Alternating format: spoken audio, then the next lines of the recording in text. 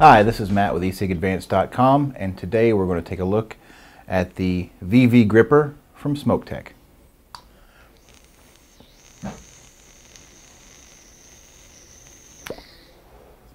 Alright, let's go over some of the user interface of this device. You have your main power button here, and it's on and off. Click it 5 times, and you get the off message. Click it 5 times, well, you get the on message. It does have a good screen. It's blue with white lettering. Comes on and it shows you what your voltage is set at. When you change the battery in the device, it automatically resets to 3 volts. To change the voltage, it's simple as using the positive plus or minus keys to up or down. You don't have to get into any menus. And it goes up in 0.1 increments, or you can hold and scroll. It does go from 3 to 6 volts, and it does round robin. So if you go to 6, then your next one will be 3, or if you're at 3 and you go down, the next one will be 6. So you can just set it wherever you like. Alright, and then you also have a fire button at the top there. Some of the other features of this, besides your 5-click on and off, if you use the power button, just press it once. You get your ohm reading of whatever you have attached to it. If there's nothing attached to it, then you'll get a 9.9, which just tells you there's no resistance. And then the second thing you'll see when you push the button after your ohm reading is you have the remaining voltage on your battery, which in this one is 3.7 volts. This device does have a 510 native connection. There is no drip well, so just be careful with getting your juice down inside your device. I'm not so sure that this is very liquid resistant, so just keep that in mind. Another thing I want to mention is battery life on this device. Battery life is very, very good. 18650, again I'm using the Panasonic CGR 18650. It's a 2250 mAh battery. I can go a day, day and a half, and I have a pretty good vape pace. I mean, I vape usually around 10 mLs of e-liquid a day, and I can go a day, day and a half on one battery charge. And so I would give battery life for this device very good, and that's one of the reasons too why a lot of variable voltage devices these days are moving to pulse width modulation, because the way that it works is very efficient, and they can thusly get more battery life out of a single battery like this than say a device that doesn't use it. So battery life, again, very, very good. Before I put it on the scope though, I would like to show you what it actually looks like on an inline voltmeter. And a lot of people have these. Just shows you what your voltage is on a regular linear device. When something is pulse width modulated, you get a different kind of reading. In other words, you don't get anything. And actually, I don't know if you can really see it or not, but it's just flickering.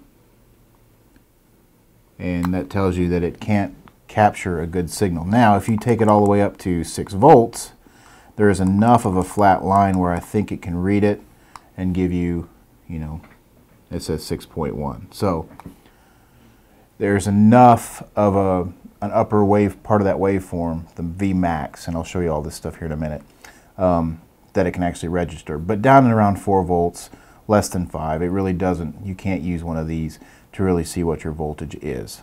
And then you need an oscilloscope for that. Now in my videos for e-cig Advanced, I don't normally go this technical, but I just thought it was interesting for those of you who wanted to know how these devices work. And this seems to be, pulse width modulation seems to be the way things are going in the area of variable voltage devices. So I just kind of want to give you a real quick look at what it's actually doing when you're vaping it. Okay, this is the device set at 3 volts, and you'll see this is what a pulse width modulation wave looks like. And you can see you have your individual pulses here, and then down here you have a list of your values, and you have your voltage average, which is 2.94 volts. You have your voltage maximum, which is 6.42 volts. And then you have your duty cycle, which is 49.1%, which basically means that the pulse is turned on and then turned off roughly almost 50% of the time to give you your voltage average of not quite 3 volts. So close enough. Here we have the device set to 4.5 volts, and you'll see that the voltage average is 4.59. Your voltage maximum is 6.73. And your duty cycle is now 73.7%, and you can see that it is turned on a whole lot more than it's turned off. And those are your pulses. Lastly, I have the device set at 6 volts, and you can see that your voltage average is 6.12, which consequently was similar to when we set it using the inline voltmeter. It was set 6.1.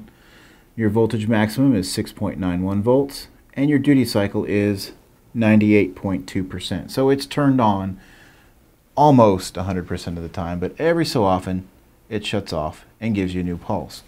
The reason that an inline voltmeter will work when it's set to 6 volts is because you'll see that most of the time the device is turned on, and so it will see, you know, the voltage output as what it really is, because most of the time it's turned on.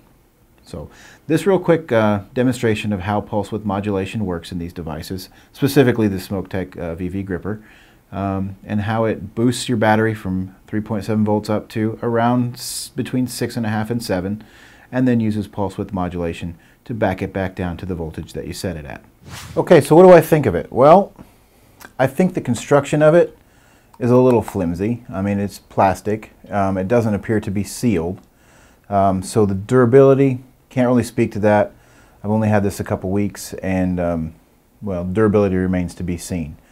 Function, it's pretty good. I mean, I think SmokTech did a really good job of regulating their voltage output, unlike other devices like the VMAX, which tend to run hot. 4.5 volts on the VMAX is like 5.5 volts on a ProVary. This one is more accurate, I believe. It seems, you know, if I set this to 4.6 volts, it seems pretty close to what 4.6 volts would be on another variable voltage device that doesn't use pulse width modulation. So this one seems tuned a whole lot better.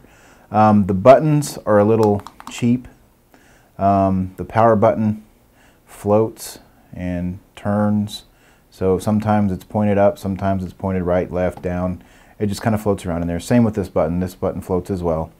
However, it's never failed to function for me. It does what it says it does.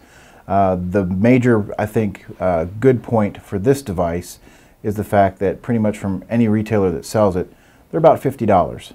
It only comes with the device. You don't get a battery. You don't get anything else with it. You just get the device. But $50 and you're into a good variable voltage PV that works well.